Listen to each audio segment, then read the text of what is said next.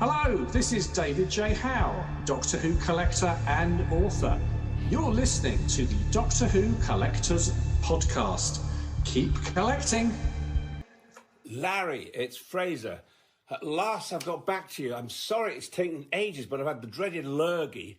And you use, they all say, who is Doctor Who? Where is he from? What does he do? They all say, who is Doctor Who? Where is he from? What does he do? They wonder who is Doctor Who? So I ask you, who's Doctor Who? Welcome back to the Doctor Who Collectors Podcast, and a Happy New Year to all my listeners. Of course, you're at the podcast that explores the colorful world of Doctor Who collecting, the collectors, merchandise, sometimes just Doctor Who. We love talking to our guests and our visitors. We love to have you. Brought to you in part by Forbidden Planet and Bags Unlimited Incorporated. We thank you so much for your support. I am Larry Van Mersbergen, your host. I've been a Doctor Who collector now for 43 years. Just turned the clock over to 2024. I started in 1981. Long time to be doing this and still enjoying the experience. So welcome to our 74th episode and the first one of the new year. So if you're new to the podcast, welcome. If you're a returning listener, we welcome you as well. But these are some things I include in every episode. So if you're new to this, and of course, if you don't know the story, I did open one of the first Doctor Who stores in the Chicago area that exclusively served Doctor Who fans. It was back in 1984. And after I had decided to do that, I had a hard time finding a name. So I was reading a copy of Fantasy Empire magazine, and I came across the section called Bundles from Britain, and I said, it's a no-brainer. So the company became Bundles from Britain. And, of course, we are now mentioned in a great book called Red, White, and Who, the story of Doctor Who in America. That book is within arm's reach of me at all times at my office here. I use it quite a bit. I've read, I think, the entire book at this point. It's just a wonderful book. And I found my company on page 384. What a wonderful experience to have. You can find a link to buy this book on the front page of our website, and I'm working on getting a link directly to ATB Publishing so you can buy it directly from the publisher. So, of course, we want everyone to have a part. We are part of the Direction Point Doctor Who Podcast Network, and we welcome all new Doctor Who related or otherwise podcasts. Happy to have you. You can find us at directionpoint.org. So join the ranks of some great podcasters, especially those with Time Streams, Police Box in a Junkyard, the Doctor Who Target Book Club podcast, the Doctor's Beard podcast, Doctor Who Literature and Traveling the Vortex, and many more. For more information, directionpoint.org. And speaking of web links, I include in every episode 2 wonderful resources, free of charge. These are free sites to help you with your collecting. The first one, of course, is timelash.com, and under that heading, select TARDIS Library. Sign up for a free account and keep track of your media, your books, your vinyl, your CDs, your Betamax tapes, but not Doctor Who magazine, sadly. Thanks to Dan O'Malley for keeping that free with some ad-based revenue there. But if you need to do some in-depth research, something that goes beyond the pale here, then you need Howe's Transcendental Toy Box at doctorwhotoybox.co.uk. And of course, by Howe, we mean David J. Howe, wonderful guy, good friend, also an amazing collector, and has written many books on the subject as well as other subjects. He's quite the guru. Great resource. If you're looking to fill up your stocking, I guess, and if you're looking for great Doctor Who items at great prices, look no further than DoctorWhoStore.com. That is it's in the name, of course, that is the online store of alien entertainment. And they definitely have a lot of great items, including stuff on clearance that you might want to take a look at. And of course, they have 2 great locations in Chicago. If you live in the area, of course, you can select free pickup from the store, I believe. And so it's kind of a nice thing to do. But if you live in the west suburbs, visit the Lombard location. It is a 3 storefront operation, not just Doctor Who, but lots of great stuff. And they're open Wednesday through Saturday. That's a great place to go. They also have a location at Logan Square. So visit alienentertainment.com for location and store hours. You can also find some great items at Forbidden Planet, one of our sponsors. Just visit our website and select Doctor Who merchandise links. Lots of 60th anniversary stuff still available. And of course, our own eBay store. We've got lots of things added, including some Blue Spine books that were recently discovered that I had duplicates of, so I'm happy to pass those along to somebody else. Also some hardcovers that are in there too, so take a look. We've got a lot of great stuff, and all the proceeds do benefit the podcast. Another great place to stop and shop if you can, or online, of course, is Who North America. Keith and Jenny, amazing folks. They opened the store with great hopes, and of course, they're doing very well. You can find them at www.whona, that's WHONA.com. Great folks, and of course, they are the sponsors of Doctoberfest. And I forgot to mention that Alien Entertainment, of course, is behind Chicago TARDIS. Don't forget our friends in London at the Who Shop. I loved having a conversation with them on the phone. And of course, one of the comments they had for me was they love the podcast. So great to have our friends over the pond. And of course, you can find them at thewhoshop.com. That's altogether thewhoshop.com. And of course, on our website at DoctorWhoCollectors.com, you can find, in addition to all of the podcasts from episode 1 to the present day, all 74 episodes are posted there. You can also find, we have the complete guide to Doctor Who classic hardcover books, including reprints that many don't know they exist. Other information, including, how many, we're adding this every day, but how many were printed. If we know the information, we'll include that. Any kind of, we've investigated some rumors about other printings. So just take a look, it might be helpful to you. We're working on a way to get each book on its own page. That would be really cool. What's happening coming up in the next convention season here? We start, I'm starting in April. Join me at Consinity, and that's in Milwaukee. It's the Gathering of the Geeks at the University of Milwaukee School of Engineering, and so be sure to check that out. I will be there, of course, presenting 60 items for 60 years as the final presentation of that show. But don't fret if you missed it. The video that I did at Doctoberfest we posted for free on our YouTube page. So please watch for that. And you can find our YouTube page just by going to YouTube, type in Doctor Who Collectors Podcast. You will find our channel pretty fast. We keep hoping we get enough material there to get our own little link there, but I believe we have a link to it on our website as well. So there you go. That's Doctoberfest 2024. Coming is the next one out in October.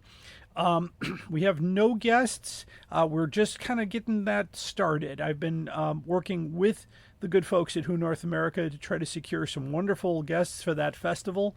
It is a one-day festival, usually with a dinner the previous night and a brunch the following day. It's a wonderful time. Last year's sold out completely with Sophie Aldred. And I will say this, I had a great opportunity to show Sophie my collection, and she was just an amazing individual. And I'm glad to call her a friend, because we got to spend a lot of time together. Next, of course, is Chicago TARDIS 2024, set for next Thanksgiving weekend in November. That is the 25th anniversary of Chicago TARDIS, so look for that. I know the 60th anniversary was a lot of fun with 3 doctors and a son of a doctor. We had Michael Troughton, and of course, one of my all-time favorite people, Lisa Bowerman. And we will have Lisa Bowerman on the podcast this year. She said yes, so we'll have her on here. So if you want more information for that, please go to chicagotardis.com. No guests announced yet. That is any day now. But you want to keep that bookmarked. All right. So what's new to the collection? Well, I've been busy. Anyway, I managed to complete my collection of New Adventure books and Blue Spine targets, which really was pleasing. it's nice to get that final slot filled, and go, I'm done. I also managed to secure, which was really, really kind of luck in my way here, is a mint copy of The Hand of Fear in hardcover. That's the, I believe it's the Wingate hardcover for that. Just a really nice way to get that. I traded a book for some early Doctor Who magazines. That'll fill in the gaps, what I'm missing there. I have in hand the second Radio Times featuring Doctor Who from December 63 with the listing for the second episode of Doctor Who. I will talk more about that in a future episode. I also have the Doctor Who Time Clash starter set, which is a game. I have the third and final issue of Zeta Minor, which is a collection of fan fiction, one of the big fanzines of the day. Only 3 issues were published, and I have all 3. So that will be fun to do. More on the way, of course. If you'd like to see my collection in a better up-close kind of personal kind of thing, a couple things you can do. You can visit us at Doctoberfest. We have a dedicated room for the museum. As well as, take a shuttle over to Who North America, because Keith has a wonderful collection himself that's in the shop. And what a wonderful thing. So there you go. You can also find me at Chicago TARDIS. I haven't figured out what my new show is going to be this year, but when I do, you'll be the first to know. There are lots of rumors out there about, speaking of hardcover books by Wingate or W.H. Allen, but I have come across people that tell me, hey, I've seen a third printing of this. And I'm like, well, we need to see proof of life on that. So if the book doesn't happen to be in your possession and you claim to see something, well, let's keep that to yourself until we have some proof, because we don't want to get collectors in a bundle out there because they're saying, well, hey, now I need to get a hold of a third edition of da-da-da. Well, only one third edition in the hardcover range ever got to print, and that's the Loch Ness Monster. So now we're trying to figure out if they ever did a second one. They may have printed a book and then accidentally put it out as third edition. We don't know if a second edition exists. No, it's been unsighted, completely unsighted for many, many years. But anyway, if you have such a book and you'd like to help me add to the world of knowledge here, please contact me. I love talking with collectors. We'd love to have you on the show. You can share your story here. So contact me, of course, at drwhocollectorspodcast@gmail.com, and I will answer that. Put that information in the subject line so I don't miss it. Okay, great. On today's show, I will be covering the Blue Spine Target books with some information about each of the years and what was published, because there are also a lot of fake books out there. What I mean is fan-created Blue Spines that you don't want to be confused with the real deal. So we're going to keep it real here. And do our best to kind of present a good value for each of these books. I've been quoted some really crazy prices for some of them, even though I picked up some of them for a lot less than that. I will try to average the two prices together so we get a fair offering. So there you go. I'll be presenting this, of course. Also, I'm presenting on this podcast and a few future ones. We're going to be presenting The Lost Stories of Jean Airey. And now the collection that I mentioned earlier of Zeta Minor, the 3 magazines there, plus the Blue Guardian 13 that I have, I might have the complete works of Jean Airey in my possession. The late Jean Airey, of course, is most famous for her book, or actually her story. It wasn't a book, it was a story called The Doctor and the Enterprise. And if you want more information about that, you'll have to go back to episode 38 on this podcast, or you can go to episode 100 of the Target Book Club podcast. It's the same episode. We did a double podcast on that one. That was the book it was a story that became a book without her consent. It got published and sold without her knowledge, and of course without any permissions from the Doctor Who people and the Paramount people. So it was really quite something. But anyway, Jean Airey wrote a lot of stories. Some of them are straight fan fiction, a lot of them based with the Fourth Doctor, but we're going to have some dramatic readings with other Doctor personalities. So that'll be fun. On today's show, of course, we have the very talented and multiple appearance guest, Katie Haynes, who is actually an actress herself. Will be reading the first story, and will be reading it as Dr. 13. So it's a short story. It's one of her first short stories. So we will be putting that out there, and we'll have different people reading. I'll be asking, of course, for if you'd like to read a story, please give me a contact here, DoctorWhoCollectorsPodcast@gmail.com. So thank you. I also want to thank our patrons. If you would like to see exclusive video content that we present, including our video interviews. If you want to see our Peter Purvis interview, which is the most sought-after one that people are asking for, you can go to our Patreon page, at least get at the $15 a month level, and go to patreon.com/Doctor Who Collectors Podcast. You can also support us at Podbean. We are a Podbean podcast, and you can go to drwhocollectors.podbean.com and become a patron at any level. We thank you for your support. Our theme song, of course, is Who's Doctor Who, composed by Barry Mason and Les Reed, performed by our good friend Fraser Hines. You can hear this podcast almost anywhere you get your podcasts, including Apple, Pandora, iHeartRadio, and Podbean. We are working to get on SiriusXM. Of course, that's a lot of hoops to jump through for any podcast, but we'll do our best. Of course, we are a Direction Point Network podcast. Thank you for that. Now it's time for my time. My time is I get a chance to talk about anything I want to. And today I'm going to start with something I've never done before, and that's a book review. I was encouraged by a user on one of the social media channels to check out, if you're missing information, then you need to get a hold of the Target Manual, the unofficial catalog of the classic range compiled by Derek Stantz. I found it on Amazon. It's published by Who Alien. It is clearly a fan-created book.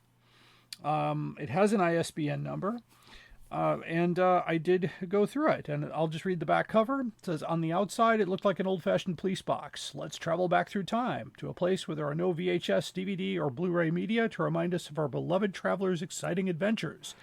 And yet each story could be revisited over again and again.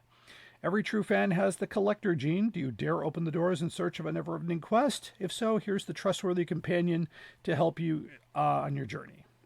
So, this is volume 1, of course, and it covers the UK hardcovers. That's just something I do a lot of research on here. It says it covers the Universal Tandem, Alan Wingate, Frederick Mueller, Longbow, W.H. Allen, White Lion, Artist Book Club Associates, and BBC Books. Just the hardcover edition. So I got a little, I got the book. The book cost $60, by the way. Quite an expensive book. Probably no more than $30 if this was published by a publisher, but I found out why that wasn't the case. But anyway, this feels like a Lulu book to me, but my review will not be very positive. I hate to say it right off the bat. I try to be positive, but I was hoping for some new information here, but there is not a lot of information here.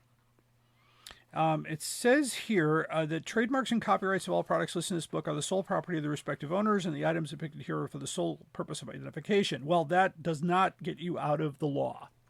I have not contacted my friends in the world of Doctor Who artists who depend on the sale of their art through legitimate sources for their income. In my opinion, this book just stole a lot of artwork. That, of course, that would have made the book a little bit harder because some artists would say no. I know some of the artists are like, no, I'm not doing that.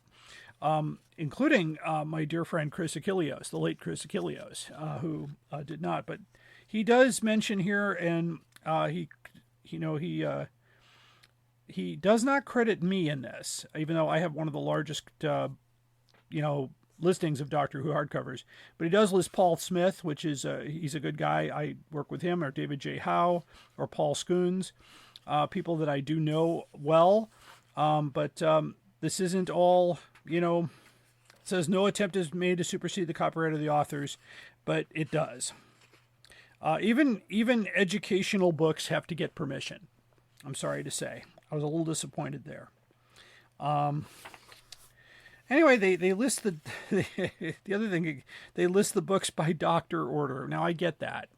I would have put them in publication order myself because that's easier. The information basically you get the first thing on the page here, page 68. It's page 68. Now, I don't know what these numbers mean here. 1A 68.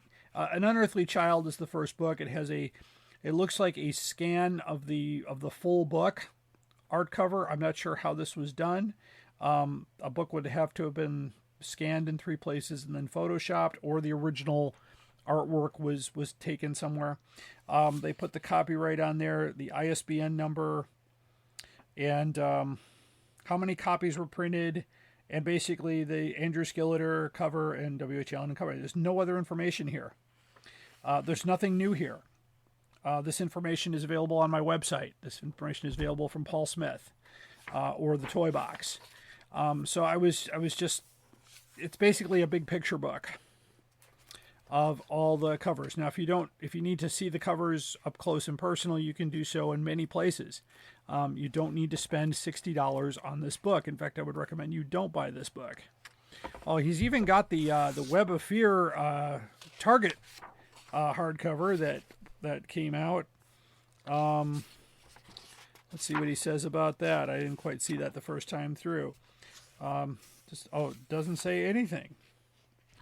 The Web of Fear it was a test run. Yeah, that's what it was. I've got one of the books. So, yeah, I'm just not impressed. And I was really kind of upset that, and even some of the covers, like the Cave Monsters, was smaller than it should be. A larger book. You know, you've got the old Auton Invasion small, and the big. You know, of course, it had a dust jacket. I think that was the thing there. But I don't know. I'm just sorry to say that all of these covers are covered by by protective license, and they should have sought those licenses instead of putting this out there. I believe this book will probably get removed at some point when someone figures it out. But I would say save your money and go to my website, go to Paul Smith's website, and get the book based on a television series. I'm actually contributing to that book, so that's a little bit better. I don't know the author, Derek Stantz. I have nothing against the author. I'm sure he's a good person, but I would say don't buy the book. And another really loose, I requested to return it. I went to Amazon.uk and I said it's just not a good book. And they were very, very gracious, and they did refund my money and told me don't bother returning the book. So we'll see. That's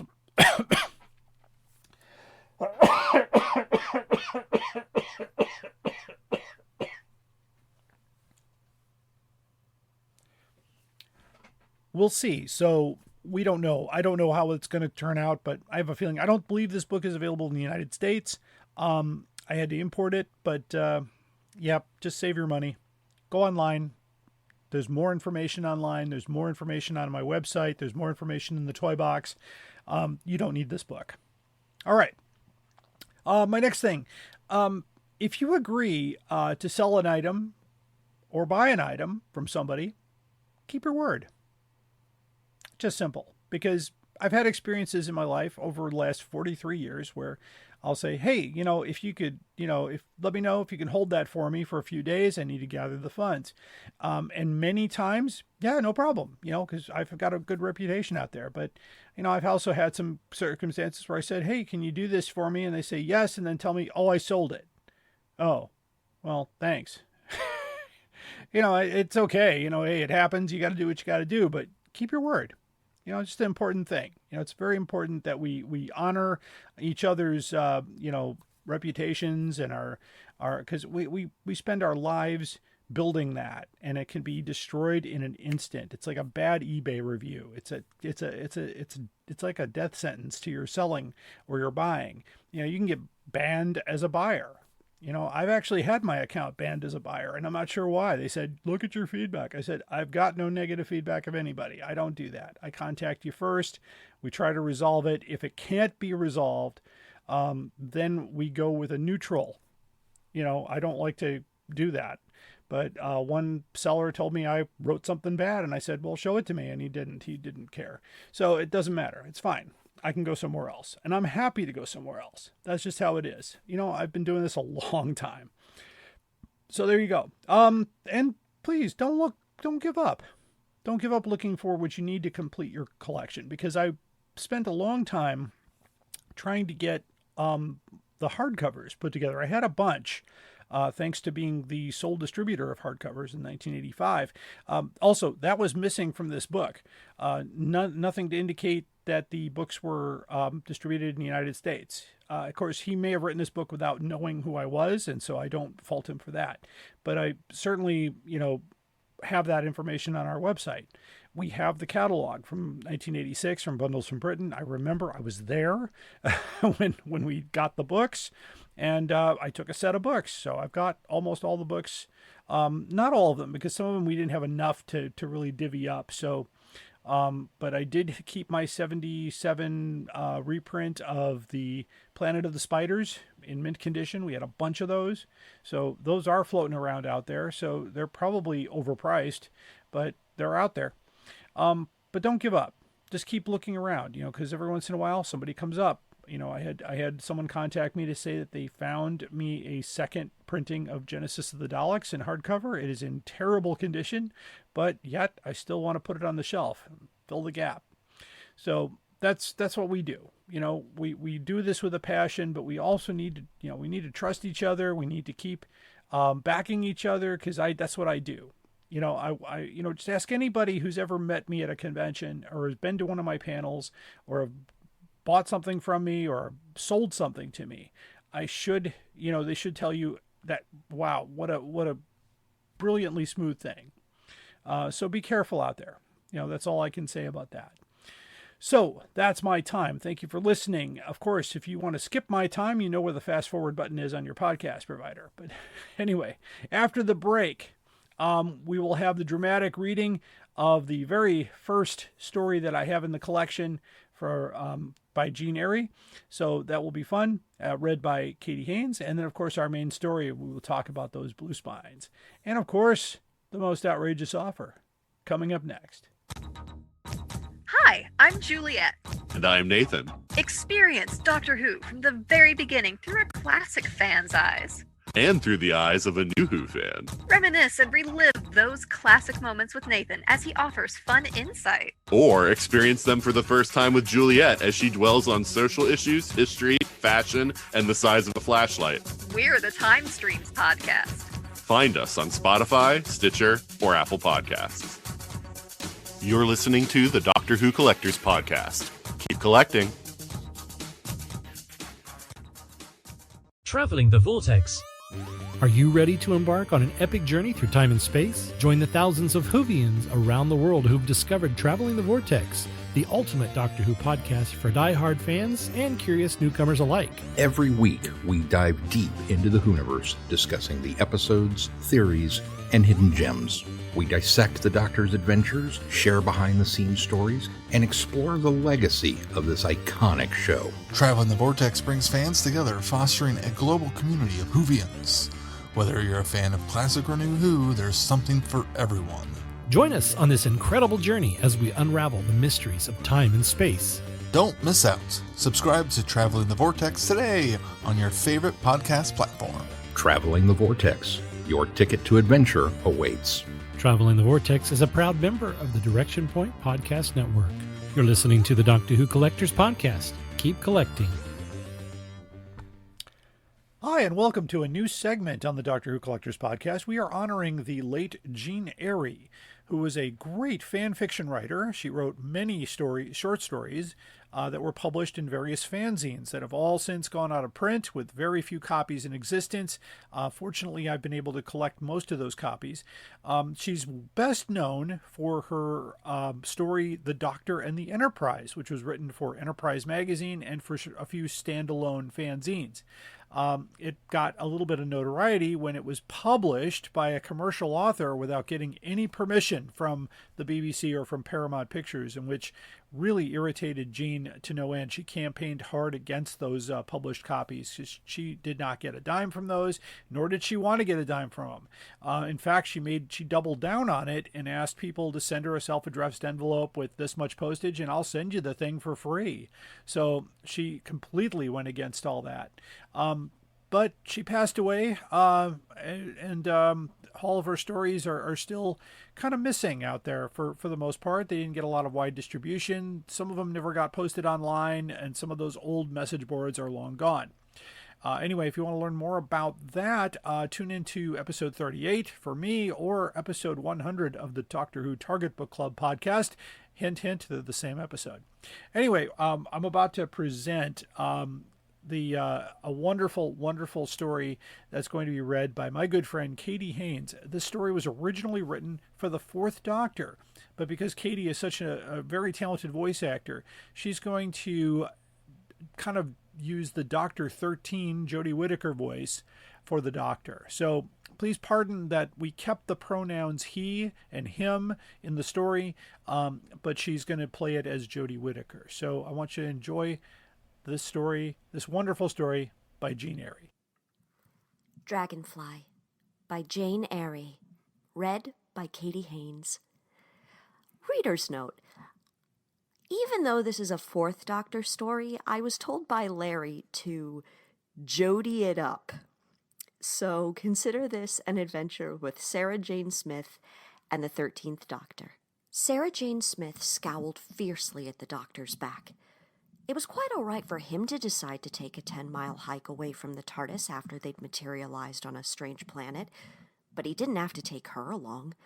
Her legs were starting to hurt, and she couldn't keep up with his long pace anymore. The floor of the forest they were walking in was covered with branches and rocks, and while there had been what seemed to be paths, the Doctor hadn't chosen any of them. All very well for him. He could step over obstacles. She had to scramble over them. True, she thought, she could have stayed back at the TARDIS, but that would have meant missing out on something. Not that there was anything happening, not even any conversation. Just, "Come along, Sarah," when she got too far behind. Like a dog. "Come along, Spot. Come along, Rover," she muttered under her breath and walked right into the Doctor's back. "Did you say something?" "Oh, no, just making conversation with myself." "What did you stop for? Have you figured out where we are?" She moved up to stand by his side. "This isn't Earth." "Oh, no, sun's too yellow." He licked one finger and held it up in the air. And while it looks like a forest, it doesn't sound like one. She had been edgy during the first part of the walk, waiting for some monster to come crashing through the woods. The forest was almost empty of noise. An occasional hum and buzz flicked through the air, but she hadn't seen or heard anything larger than the occasional fly, and even those didn't seem to be the biting kind. The Doctor put his finger back in his mouth and tasted it. "Aha! Is Skelfos." "Skelfos? This planet?" No, I don't know what this planet is called, but it's new, as far as planets go." "What's Skelfos, then?" "A tint in the wind. It's only there when the planet's just starting out. Before humans, or whatever, arrive?" Sarah wet her finger and put it in the air. "Oh, long before. And it's usually whatever's, not humans. You won't be able to taste anything." She put her finger back in her mouth. He was right, as usual. As mostly usual. "Another Time Lord gift?" "Oh, not just Time Lords, but a sensitivity far beyond yours." He grinned at her. "Well, maybe I can taste the difference when I get back." She smiled back at him, resisting the impulse to stick her tongue out. "Do you suppose there's any water around? And could a lowly human drink it?" "Water? Are you thirsty? I think I can find some." He started crashing along again. "And you mustn't think that you're an inferior species. Some of the water you drink regularly would quite polish off at least half a dozen species I know of." She hurried to keep up with him, biting her tongue to keep from making a rude remark. Her patience was rewarded when they came to a lovely clearing, with a spring bubbling up in the midst of it. "Will that do?" he said with a flourish, as if he had caused the spring to appear just for her. She knelt down, cupped her hands, and drank the cool water. "Lovely, Doctor." Her thirst quenched, she turned back to him. She suddenly felt very comfortable in this shining and quiet place. "Hello there. I'm so pleased to meet you." The Doctor was talking to a large dragonfly. Sarah moved cautiously behind him. It wouldn't really have surprised her to come across a sentient dragonfly, but she hadn't heard anything except the Doctor's voice. "Is that so?" he went on. "Of course, I'd be glad to do whatever I can. Do you want me to talk to your people first?" The dragonfly dipped and then lifted and hovered in place. It turned as if waiting for them to follow. "Doctor, Are you talking to that dragonfly? The doctor looked at her in astonishment. Of course not, Sarah. I'm talking to the princess of the people of the air. Come along now. They've got a bit of a problem. With the dragonfly leading the way, they started off through the forest again. This time, Sarah was determined to stay up with the doctor. Are the dragonflies the people of the air? The young lady on the dragonfly. Didn't you see her? Doctor, Sarah dodged a low branch. All I see is a dragonfly, and I didn't hear anything. Really? That's right. You probably wouldn't. You're a very pragmatic person, Sarah, and people like you never do see or hear them. I might be able to do something about the hearing, but it's up to you to be able to see them. Oh, what are they? A sort of fairy? You know, clap your hands to save Tinkerbell? That's a very human way of putting things.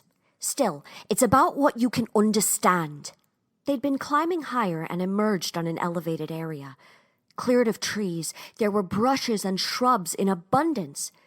The doctor followed the dragonfly to a cleared area and sat down on a grassy spot. Sarah sat down beside him. You know, Doctor, if the princess talks to me and I don't answer, it could be quite embarrassing. Just in case the invisible princess was listening, Sarah kept her voice low enough for the doctor to barely hear, if he was listening for her at all. Oh, yes, excuse me, Princess Ryan. My friend's got a hearing problem, hereditary. Sarah valiantly resisted the desire to poke the doctor in the ribs. I can take care of it. He turned to Sarah and placed his hands over her ears. She could feel his fingers press into her skull. There was a slight pop, and he took his hands away. There! That should help. Sarah shook her head. Her ears seemed to be ringing from one side of her head to the other. Is she well now, Doctor? A light bell-like voice floated over the head of the dragonfly. Oh, yes, I do believe so. Sarah grinned at the doctor and turned to stare at the dragonfly. But she can't see you. There's nothing I can do about that. No? The dragonfly flew over and hovered right in front of Sarah's nose. She could feel her eyes crossing as she stared at it. As hard as she could try, she could see nothing of whatever it was that was riding the insect. What a pity. We shall have to let you know where we are by speaking to you then. If you please, that would be a good idea. I shouldn't want to... Step on us? The tiny voice laughed. We move quite rapidly, but you are so very large. Sarah was caught up between a desire to apologize for being so large and protesting that she was not, indeed, very large as most things went. She glanced over at the doctor, who was engaged in a bout of silent laughter. Did you say that you wanted the doctor's help with something? Yes, but my mother, the queen, will explain it better than I. She is coming now. The dragonfly lifted, hovered near a small twig, and then flew off. Sarah stared at the twig. Had it moved slightly before the dragonfly left? I don't think you can step on me up here, laughed the little voice. It was coming from the twig now. Sarah smiled at the twig. Oh, Sarah! She turned to see a dozen butterflies rimming the doctor's outspread hand. One settled in it, apparently depositing a passenger, and the rest flew off up into a nearby branch. The doctor held his hand very still, staring into it with a bemused smile. Oh, in what way can I be of help to you, madam? Oh, Sarah thought. He must really be talking to someone he thinks is important. Your daughter said you were having some problems. Sarah realized that the doctor was holding the queen. She took a deep breath and slid even closer to him, staring intently at his palm, willing herself to see something.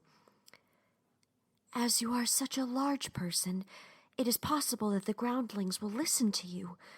We have tried to communicate with them, but to no avail. They refuse to believe that a natural peace could exist between our people. They believe that we are so far apart that only war could be the true state of affairs. And so you fought back. The doctor's voice was faintly reproachful. Lately we have tried not returning blow for blow, but so many of our people have died or been crippled. And now the groundlings gloat that they will shortly destroy us. We have a weapon that our scientists created that will utterly destroy them. If you cannot help us, we will use it." There was no doubting the finality in that small voice. Sarah could almost picture the tiny but imperious being, but for all her efforts, she could not see it. The doctor studied his hand, the queen, thoughtfully. "I'll do what I can. Most weapons work 2 ways, you know. Where might I be able to find these groundlings?" "Down the hill and in the valley you will find the caves and tunnels where they live. They have no science, and in fighting they are sometimes foolish. But they are cunning and full of evil crafts. For all your size, you must take care." "Oh, I shall. The butterfly flew over the doctor's hand, settled for a moment, then took off and joined the others. The doctor got to his feet, and Sarah quickly followed. He wrapped his scarf an extra turn around his neck. "Come along, Sarah," he said, and quickly started down the hill. Sarah dropped a curtsy to the assembled butterflies. With a queen, it was better to be safe than proud, even if she was small enough to lift into your palm, and waved goodbye to the twig. The bell-like laughter that followed her down the hill told her the princess was still there. "Doctor," she said when she caught up to him, "was that the queen?" "Yeah, it was. Did you see her?" He looked at her, his face alight. "No, doctor." His face fell in blatant disappointment. Sarah felt like a cad. "I tried very hard." "Well, Sarah," he started walking on, "it's not the trying. It's not the trying." "Doctor, that doesn't make sense." "It doesn't. When it makes sense, you'll know what I mean." Sometimes I don't think you're speaking the same language I am." "But I'm not. Let's see now. Valley over there." "Do you think there's going to be any trouble?" "There's always trouble when people can't get on." They walked out of the forest and into a shrubby canyon. The doctor knelt down and pulled the brushes away from an opening in the canyon wall. Sarah shivered. The air seemed to grow colder as the opening was revealed. "It's quite large. Do you think the groundlings are as large as we are?" "Larger than the people of the air, or else they'd be flying too, but not our size." The doctor started to slide into the hole. "You wait here, Sarah. It'll be too dark in there for you." Sarah eyed the hole uneasily. As much as she disliked letting the doctor go off on his own, she really didn't want to go underground exploring. "Right. I'll just wait right here." He hadn't gotten part way in when he backed out. "Don't move from here now. Understand? Don't move for anything." "Yes, doctor," she said sweetly, and watched as he crawled back in. For a while, she could hear him scrambling inside, and then the noise stopped. She sat very still. It was very quiet. It was too quiet. She looked around. No sign of dragonflies or butterflies or anything moving. She began to whistle a music hall song she'd grown fond of. The noise from the hole was loud only because it was the first noise she'd heard for a while that wasn't her own. She stopped whistling. It could have been a scream. "Doctor?" She crept over to the hole and stuck her head in. "Doctor?" The hole opened into a larger area, and her voice echoed from the rocks. There was no answer. More afraid of being alone outside than finding trouble within, she crawled partway inside and listened. There were no noises, no answers to her call. Impulsively, she crept the rest of the way in. If the doctor could get in, so could she.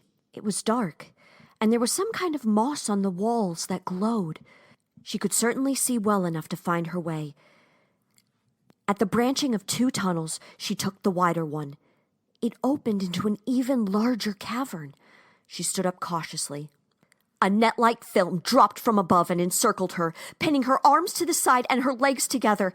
It covered her nose and mouth so she could scarcely breathe. She felt something push hard at her knees, and she toppled to the floor, even unable to scream. "I caught the giant," a deep, grating voice gloated. "Did you think to find us so weak, then? Well, we have strength even you cannot defeat. But you shall not live to tell your friends of them." "Enough, Loroid. You talk too much. This one is our captive. Now, let us go and secure the other one." Sarah heard the footsteps fade away as the 2 groundlings left her. She squirmed frantically about, but couldn't loosen her bonds. In despair, she lay on the floor of the cave and felt tears slip from her eyes. They'd got her, and now they were going to get the doctor, and she couldn't do anything. She hated this world. She couldn't see anything. She could only hear things thanks to the doctor, and now she was going to be left to die in a smelly cave. She was totally unprepared for the tiny voice that came from in front of her. "If you lie very still, I will try to free you." It was the princess! Sarah lay very still, not that she had much choice, and wondered what a being small enough to ride a dragonfly could do to break bonds that she couldn't. She felt something touch the webbing by her mouth and slide across it. The webbing split like butter cut by a hot knife. "What? Don't talk. You wiggle when you talk, and I would not wish to cut you." There was a pause as the princess waited for a response. "Okay," Sarah whispered. "I knew you were not unintelligent for your size." Sarah felt the webbing fall away as the princess systematically removed it. She lay quite still, not moving a muscle. "I am sorry," the little voice continued. "I did not mean to insult you. But we have always thought the groundlings were so stupid and brutish because of their size. But since both you and the doctor are so large, and not at all brutish, it would seem that we were wrong in our reasoning." The rest of the webbing fell away. "Can I get up now?" "Just a moment. I want to get up on this rock, just in case." "All clear." Sarah sat up gingerly. The cave seemed to have gotten darker. The last place the voice had been coming from was there by her feet, and there was a small rock nearby. "You don't happen to have a light, do you?" she asked the rock. "I have a bit of a glow, but not much. We can use it to get out." "I've got to find the doctor. He may be in trouble." "Don't you want to escape yourself?" "Of course." Sarah stood up carefully. "But I've got to help the doctor first." "Why?" "Because he's my friend. Don't you help your friends?" "I don't understand. What is a friend?" Sarah was nonplussed. "Look, I haven't got time now to talk about it. I should think you'd want to help the doctor." "I should think you'd want to help the doctor. He's been trying to help you." There was no answer. "Very well. Have a nice trip out." She looked around, trying to determine which way to go. "I'll come with you. I don't quite understand why I should, but I will." "All right, then. Which way?" "The ones who caught you went through the opening on your right. Since we're going together, may I ride on your shoulder?" "Of course. That way I'll know where you are." Sarah put her hand toward the rock and felt a tiny weight crawl into it. Definitely a human type, not a whatever. She could feel the little feet and 2 arms clasp her thumb. She lifted her hand to her shoulder and felt the weight transfer. The little body settled down on the curve of her neck, clasping her hair. "Must be like riding an elephant," Sarah muttered. "We are not savages," the princess shouted. Sarah felt a tug on her hair as she stood up. There was a murmur from the crowd as they realized one of their enemies was in their midst. "Have you brought an enemy into our most sacred place?" Kirik asked. "I am the Princess Rhine, and you have sacrificed enough of our people here so that only one of us alive would be a novelty." "Why have you come here with these strangers? None of you has ever voluntarily come into our dwellings." "My mother asked these people to bring a message to you, that we truly desired peace." "And she ordered you to come with them?" "No, I came on my own. These are my friends. I did not wish them to walk into danger alone." For all the brave words, and even the tone of voice, Sarah could sense that the princess was scared. "Do you claim then to know of bonding?" "I do not know of bonding, but I know of friendship." Sarek scowled at them. "Stay there. We must meet in council and discuss this." He summoned some of the others and they gathered in a corner. Sarah and the doctor sat down. "What's going on?" Sarah asked. "I'm not certain. Apparently bonding is very important to these people. He made a face. It might even be their religion. And until now, they felt that the people of the air could not understand it. And because they didn't understand it, they were creatures to be destroyed. Apparently. Tell me, Princess, when you fight and one of your people is hurt or captured, did you make any effort to help that person? If they're captured, no. If they're hurt and we can get them out without danger, we will. That's the way it has always been. And now, from being with you and Sarah, I can see that there may be more important things than one's own life. This thing you call friendship, it makes a difference. And we have noticed that the ground people of the earth act differently when one of their kind is hurt or captured. What do you think about that? I'm not sure, but certainly people who can care for others in that way are not quite the savage brutes we always thought. No, they're not. Doctor, Sarek's coming back, Sarah said. Sarek stood beneath them and scowled up at them. We have decided. We will agree to a truce between your people for now until you become queen. During that time, we will meet with you and your people in a neutral place and discuss how, and if, we can create a lasting peace. When you become queen, we will make our final decision. Those terms are fair, and on behalf of my people, I will agree to them. As we learn more about each other, it will be easier to find out how we can live together. Yes. A smile transformed Sarek's face into something almost human. We both have much to learn. By taking small steps together, I think you'll find the learning easier, said the doctor. We can try. We will try, added the princess.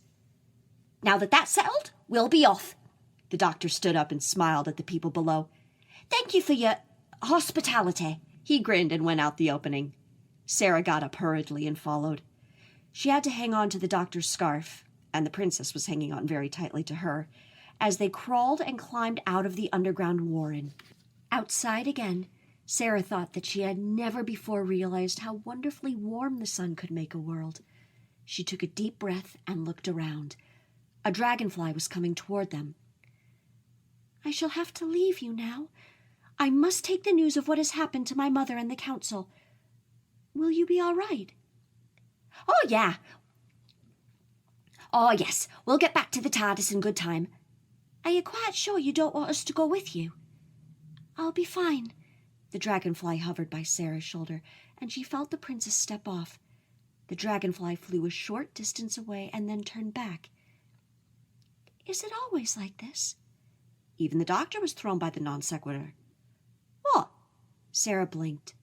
She could have sworn that for a few seconds she had seen something on the dragonfly. I mean, when you have a friend and you have to say goodbye to them, and even though nothing's wrong, you feel unhappy. Sarah blinked again. She could see a tiny figure on the dragonfly. Looking as delicate as she had felt, the princess had long golden hair and a small diadem on her head. Her gossamer gown was a flowing blue, and Sarah felt as though one of the illustrations from her childhood fairy stories had come to life. Princess, I can see you! Can you, Sarah? I'm so glad. But I wish even more now that you were not going. But this isn't our world. Do all you can to bring peace to it, and perhaps the doctor and I will return someday for a visit. I hope you will, the princess sighed. We all have so much to learn and do. Boop! You've made a start, and we will have to be on our way, the doctor said briskly. The princess looked questioningly at Sarah as the doctor turned and headed toward the forest. Sarah motioned for her, and she flew close. He hates to say goodbyes, Sarah whispered. The princess started to laugh, then quickly suppressed it. She grinned mischievously at Sarah. Goodbye, Sarah Jane. Return soon. I'll try. Sarah grinned back and then set off to catch up with the doctor. Neither of them spoke until they got back to the TARDIS. Doctor? She watched him setting the coordinates on the TARDIS console panel. Do you think they'll be all right? Possibly. At least they're talking to each other. And that's more than happened on your planet. He flipped a lever and scowled at the result. Thank you for listening. I hope you enjoyed that story. If you'd like to be a part of this project and be a reader on the program, shoot me an email at drwhocollectorspodcast@gmail.com with lost stories in the subject line. And I'd love to have you read something for me, and we'll send you the story. Thank you so much. We'll be right back after the break. You are invited on an adventure across all of time and space, in a completely random order. It's the Police Box in the Junkyard podcast. Jump in the TARDIS with your hosts, Eric Gulbranson, Asad Kheshki, and Matthew Kressel. Explore Doctor Who TV stories, audio adventures, and books, both novels and non-fiction. The Police Box in the Junkyard podcast. It's the entire Whoniverse on shuffle. The Police Box in the Junkyard podcast is a member of the Direction Point Network and is available about once a month wherever you find your podcasts.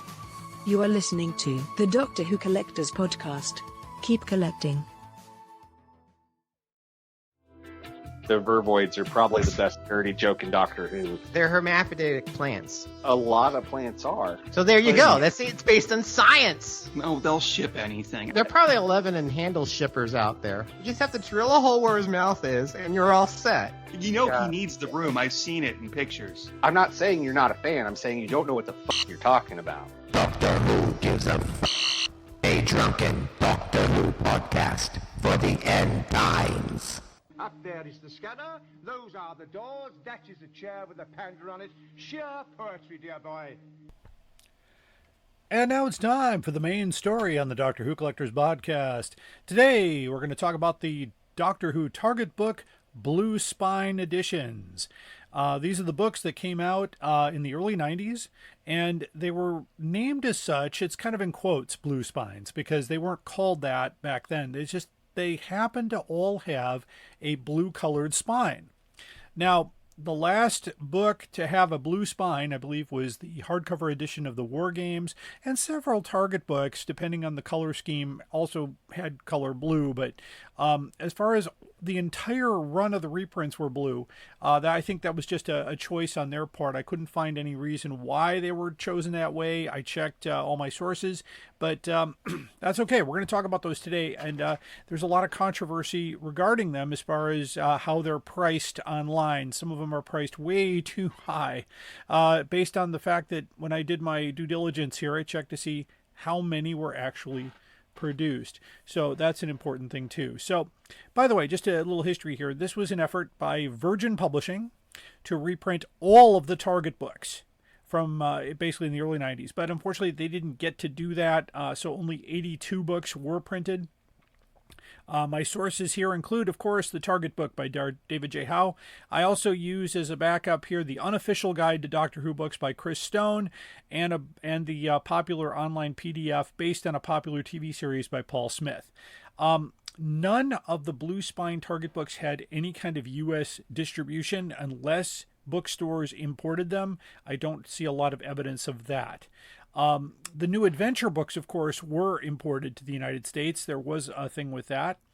And according to David Howe in the Target book, a dispute with the managing director about the Virgin logo and poor sales led to the end of those reprints in '94, which is sad because that's only 2 years away from the Paul McGann movie and 10 years away from the series return. So if they had kept doing a pace of books, and basically all they had to do here was rejacket the W.H. Allen Target books with new cover art. Most of the cover art was done by Alistair Pearson, with a few exceptions.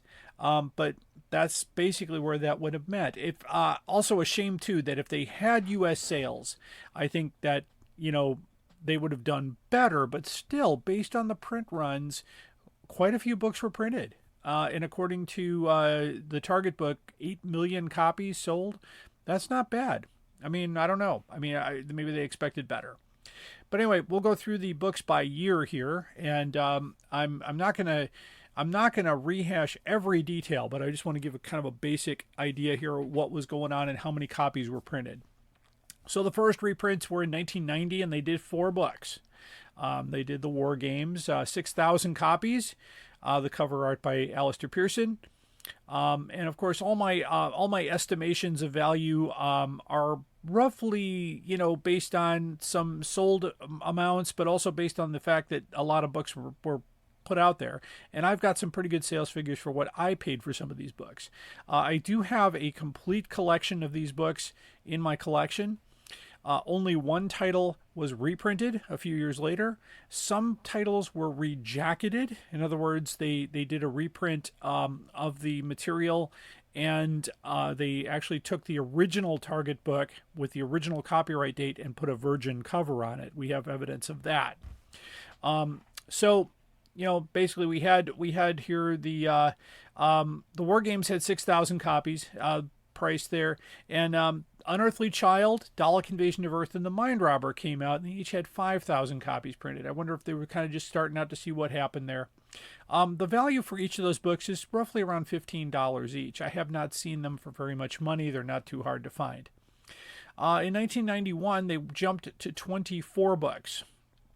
So what I'm going to do is go through the titles in publication order and how many were printed. So in this case, we have The Web Planet, which would have been the Zarbi, I believe, on the other books, 5,000 copies. The Brain of Morbius, 8,000 copies. The Five Doctors, 8,500 copies. The Dominators, 8,000 copies. The Auton Invasion, 8,000 copies. The Ambassadors of Death, 5,000 copies. Day of the Daleks, 8,000 copies, and then a later print in 1994, the only copy to be reprinted, had a 6,000 to 8,000 run. So lots of Day of the Daleks copies floating around. Death to the Daleks, 8,000 copies. The Ark in Space, 10,000 copies. Revenge of the Cybermen, 10,000 copies. Castro Valva, 10,000 copies. Fort of Doomsday, 10,000 copies. The Crotons, 9,000 copies. Planet of the Spiders, 9,000 copies. So it's not real consistent. We start with, 5,000 here, and then 8,000, and then 10,000. It's like, it sounds like it was like a random thought that somebody said, run this many, and we'll see what happens. So that's how that went. We also have The Three Doctors, 9,000 copies. Genesis of the Daleks, 9,000 copies. Mask of Mandragora, 9,000 copies. This one also allegedly had a reprint in 92, but I can't find any print run or any other information on that. If you have a copy of Mandragora with a 92 copyright, get in touch with me. Time in the Rani, 10,000 copies. Legopolis, somewhere between 8,000 and 10,000 copies. The Chase, 5,000 copies. Paradise Towers, 9,000 copies. Delta and the Bannerman, 9,000 copies. Dragonfire, 9,000 copies. And The Greatest Show of the Galaxy, 8,000 to 10,000, somewhere in that range. Specifics on these here, as far as many copies were made. So none of these books are really considered rare or hard to find. I've found many of these titles still out there for sale. I was able to find them for the most part. I sold a lot of my duplicates very quickly because people are still looking for these. I would say they range in anywhere from $5 to $15 in mint condition, and considerably less for the ones that are beaten up. So those shouldn't be too hard to find. In 1992... they did 24 books. And so let me go through that list here. We have The Daleks, that's Doctor Who and the Daleks, 10,000 copies. The Visitation, 8,000 to 10,000 copies. The Savages, 8,000 to 10,000 copies. Arc of Infinity, Modern Undead, Earthshock, and Awakening, all 8,000 to 10,000 copies. Robot, The Caves of Androzani, The Curse of Peladon, The Monster of Peladon, Planet of the Daleks, Destiny of the Daleks, 8,000 to 10,000 copies. The Silurians, I could not find print run information, but based on everything else, I'm going to assume and throw out a thing here that says anywhere from 8,000 to 10,000 copies. Warriors of the Deep, The Aztecs, Tomb of the Cybermen, The Massacre, Attack of the Cybermen, The Savages, The Twin Dilemma, The Nightmare Fair, The Time Meddler, and The War Machines all had 8,000 to 10,000 copies. That is a lot of books. So I don't think they're very rare at all. Most of the titles were done covers with Alistair Pearson, with the exception of The Caves of Androzani, The Aztecs, The Twin Dilemma were all done by Andrew Skilleter. So that's the only differences there. And The Time Meddler by Jeff Cummins. Okay, so in this case here, I would put the value of these books anywhere between 10 and 35. That's where I've seen it, but I wouldn't pay more than 35 for any of these books. And that's US dollars, by the way. So that's significantly less in British pounds. I've seen some of these books for 35 or 40 pounds, which makes it about $80 American. That's way too high for these books, especially with the number that I'm seeing here printed. So that's based on that. In 1993, we did 18 books, which is less than the previous year. And so let me go through these numbers. They do vary quite a bit. So The Celestial Toymaker and Vengeance on Veros, 8 to 10,000 copies. The 10th Planet and Terror of the Zygons, 8 to 10,000 copies. Pyramids of Mars, 10,000 copies. The Face of Evil, 8,000 copies. Meglos, 8,000 copies. Carnival of Monsters, 8,000 copies. The Enemy of the World, 8,000 copies. The Time Warrior, 6,000 copies. Not sure why they went down on that one. The Keeper of Traken, 8,000 copies. The Invasion, Silver Nemesis, The Demons, and the Leisure Hive, 8,000 copies. Invasion of the Dinosaurs and the Smugglers, 8,000 for Invasion of the Dinosaurs and 10,000 copies for the Smugglers. I've seen the Smugglers out there for a lot more money, but 10,000 of those got out there, guys. So there's a lot of those floating out there. All of those covers were done by Alistair Pearson.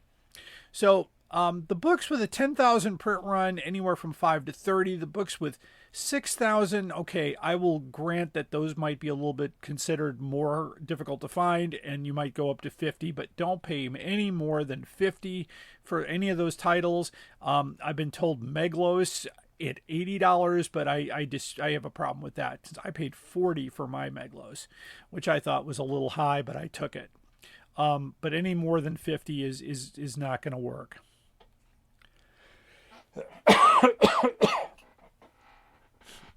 The final year of the reprint project in 1994, only 3 books, and then the reprint stopped for good from Virgin Publishing, and so here they are. The 3 that came out were Web of Fear, The Robots of Death, and The Talons of Wang Chiang, each with 8,000 copies. All covers, in this case, by Alistair Pearson. The last 3 titles, not very hard to find. However, I've seen some of them priced a little higher. So anywhere between $5 and $35, you can find those. I've seen them for all kinds. Anything more than $35, I would pass it over and keep looking. According to the Target book, well over 8 million copies were sold, as I mentioned earlier, but not enough to keep it going. Of course, the Target imprint is now used by the BBC and is slowly reprinting Target titles, but it's unknown how many will actually be done. The Blue Spines are very sought after, so be patient if you're looking. It took me many years to complete my set and to find it at the right price. I sold off all my duplicates and I priced those very reasonably. So that's one of those things. You know, keep looking out there. Set your searches. Save your searches on eBay. Go to Abe's Books with your searches, but if you type in Blue Spine, you might not get it all. You might want to do Doctor Who Target books and then put in the dates between 91 and 94, or 90 and 95 inclusive, because sometimes the dates are wrong in the listings. So that might help you find some of those books. And of course, I do have some more Blue Spines on my eBay store. So if you just go to DoctorWhoCollectors.com and select merchandise links and search for the eBay and get the eBay store there, you can find some of those. So there we go. That's the Blue Spines. So it's nice to complete a run of something, you know, whether it's the comic books, the magazines, or books. The hardcover classic run, very difficult to complete because of certain titles that are just not out there. Blue Spines, though, that's a relatively easy thing to get. All 82 books is not terribly difficult as a search, but keep going out there. If you need any help with your searches, shoot us an email at drwhocollectorspodcast@gmail.com. I'll do my best to help you out. Thank you so much for listening. Okay, anyway, good luck with your searches there. So after the break, I bring you the most outrageous offer. Stay tuned. Hello, fellow time travelers, and welcome to the Doctor Who Target Book Club podcast, the only podcast to discuss, in story order, all the Doctor Who novelizations. My name is Tony Whitt, and every 2 weeks or so, I'm joined by a 2 to 3 person discussion panel, including our so-called expert who's been a Who fan since 1979. That would be me. We also get the views of intermediate, casual, and novice fans who either have never seen the show or who have never read these books until these podcasts, including Dalton Hughes and Allison Fitz-Seyfried. You can find us on iTunes, Stitcher, or wherever you find good podcasts, or even ones like ours. You're listening to the Doctor Who Collectors Podcast on the Direction Point Podcast Network. Keep collecting.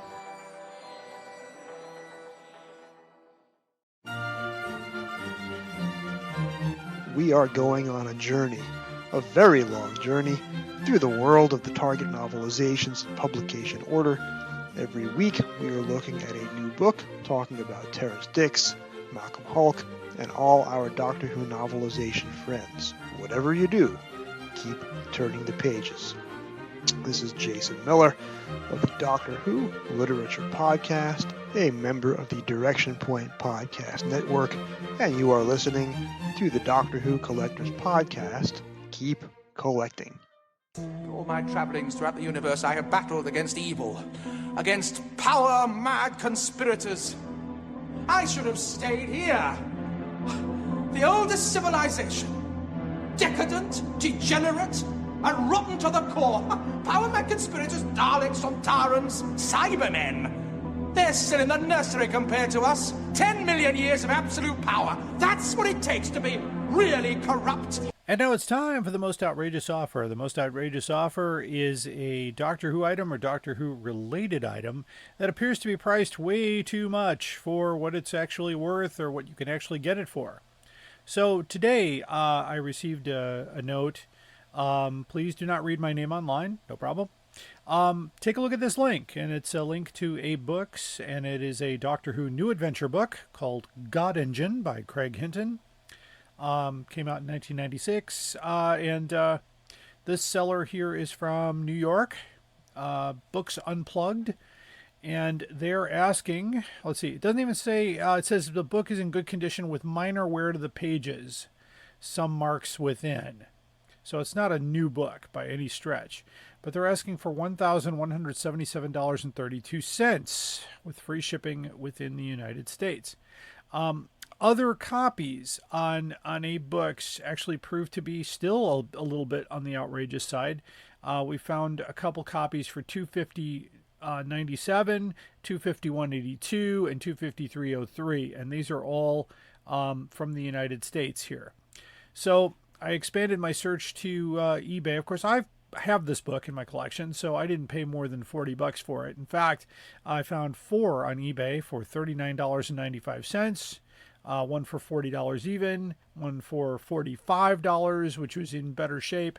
So definitely not a book you need to spend $1,000 on. In fact, there's very few books for Doctor Who that should get the $1,000 treatment. And I'm still waiting for someone to send me a link for the hardcover edition of An Unearthly Child. That's probably going to fetch $1,000 and probably will get it because that book is just impossible to find. But anyway, God Engine is not impossible to find. So keep looking. You know what? Do your searches. Do your due diligence. Look around. Thrift Books might even have a copy. I didn't go there, but they might have a copy of that. I know people on Facebook have sold that copy for less money. So don't fall into that trap of spending all this money. I will put the links, of course, to these sales, including the outrageous ones. I will take some screenshots as well, just in case, because sometimes they disappear after the podcast airs. But yeah, don't spend a lot of money on God Engine. That's just craziness. So anyway, I thank my good listeners out there for keeping me updated on these crazy offers.